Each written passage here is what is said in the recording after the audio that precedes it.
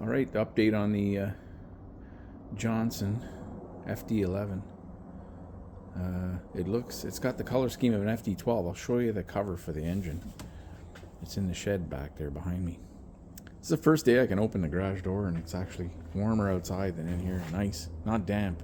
It was a rainy, damp, humid day. It was actually 5 or 10 degrees warmer than in here. Everything in here rusts when you open the door, so I did not open it.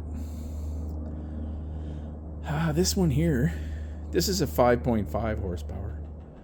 I took the upper cowl, they call it the upper cowl. I took it off, brought it down to the basement in the laundry sink down there. There's a plastic, filthy, dirty sink that I can wash things. It had mouse nests all over the back here. I pulled everything off. And this thing here has never had the head off of it. The paint is like pristine on these head bolts. So I don't really want to pull the head off, but I think I have no choice but to do that because I've got this strap wrench on here. I've been for 2 or 3 days. I think it's the third day today. I've been squirting some transmission fluid and some. I don't have any acetone. I know I have a can of acetone. I can't find it anywhere. I don't know where I put it. So it's not where it's supposed to go. I may end up buying some, but I can't seem to get this thing to work, to turn. And I'm kind of reluctant to pull these head bolts out because it's never been apart. So maybe I tried putting a brass rod down there and just tapping on the pistons. I don't think this is going to free up. Somehow I just don't think so. But there's always hope. And the one over here is free. Okay, we talked about this in the last video. I cleaned out the cylinder with a hone with the piston in there. I did not disassemble the motor. And I got this thing moving freely now. I did the same thing. I shoved a couple of... I put the head back on, but what I did was I filled this with the same transmission fluid as the other motor over there. Thinking maybe I'll free up the rings. I don't think this is going to do anything, but it can't hurt. It just can't hurt. And I bought a couple of spark plugs. I bought this one and another one. I tested both those,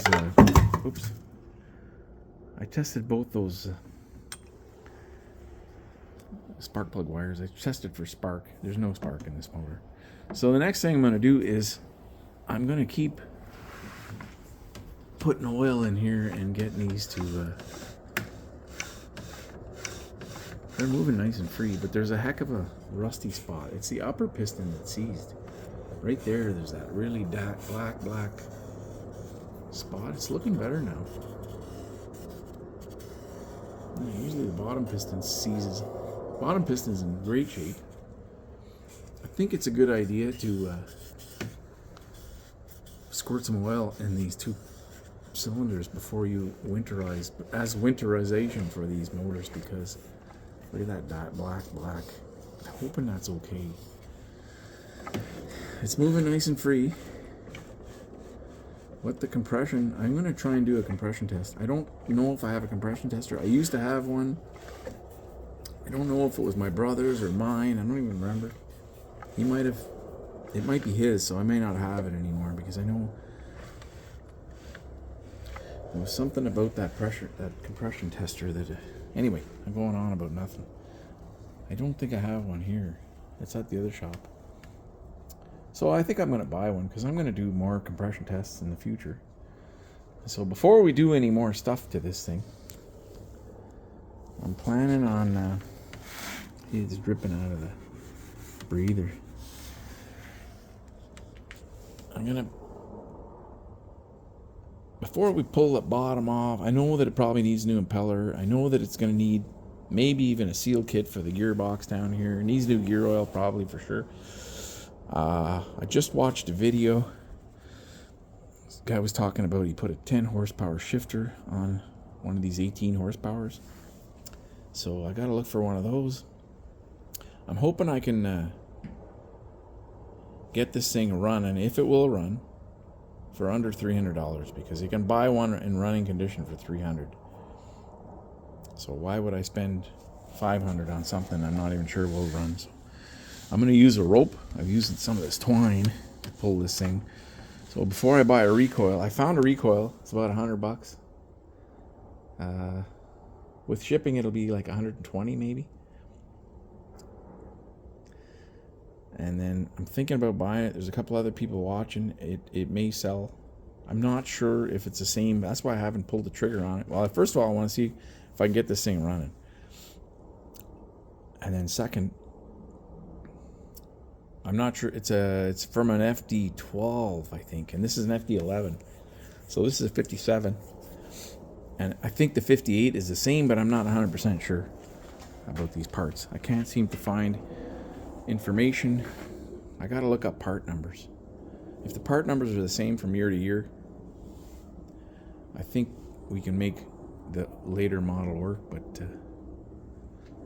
I'm really sad about this one. This one is the one I ran when I was a kid, and we pulled each other water skiing. The little tiny pistons. Pistons are about that big. These ones are way bigger. These are 2.2 inches, I think, and I have a chart that shows you what size. These are probably like 1.25 inches, 1.5 inches, maybe. I think we're going to end up pulling that head off. It will not budge. So, well, let's stick a brass rod in there and just tap on these and see if I can get them moving. We ran this motor a lot when I was a kid. Looks like somebody tried that. I see a mark on that piston down there. And my father cannot remember what the guy said at the repair shop, so. Yeah, you can see a mark from a punch. Looks like right in there. I can see it with my eye. I think someone has tried what I'm going to do, but he said it wasn't worth fixing this motor, which he's probably right. Any repair shop looking at something that's 70 years old, I mean, you can put 6 or 8 hours into one of these and still it doesn't run. So how can you justify that to a customer? So it's either, you know, your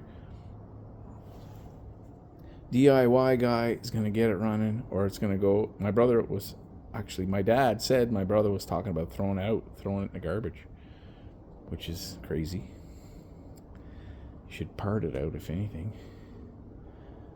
Got lots of good parts in this, but I would be heartbroken if this went to I'm glad I got my hands on it and brought it home here. What happened was, I'm rambling here. It's an 8-minute video. We're going to stop at 10 minutes no matter what. But what happened was my dad brought this in to get it fixed with the gas tank. And whether it was intentional or not, the shop told him that he didn't bring the gas tank in. And they probably sold the gas tank and made some money. And I was looking around, maybe they pulled parts off this. You know, I could, if they're devious enough to sell steal the gas tank, basically, then they're probably capable of doing other things. But I don't see any parts missing. I don't think it's and this was like 10 years ago, probably, or more, maybe 15 years ago. He doesn't remember what year it was. So this thing's seized.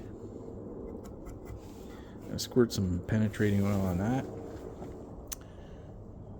We're going to give it a good cleaning up. I might buy the paint for it. If I can get these running, I might paint them both. This one someone painted brown, but thank God they didn't do a proper prep job. The paint peels right off your fingernail. So that's a good sign. I'll be able to get all that off. And then I'll buy that. You can buy this paint from a vintage outboard motor paint. I've seen it online, and I think it's down in the States. But what you can do is I think what I might do is bring in this air. This thing here has got really, really pristine paint on it. And they can scan that and then copy that color.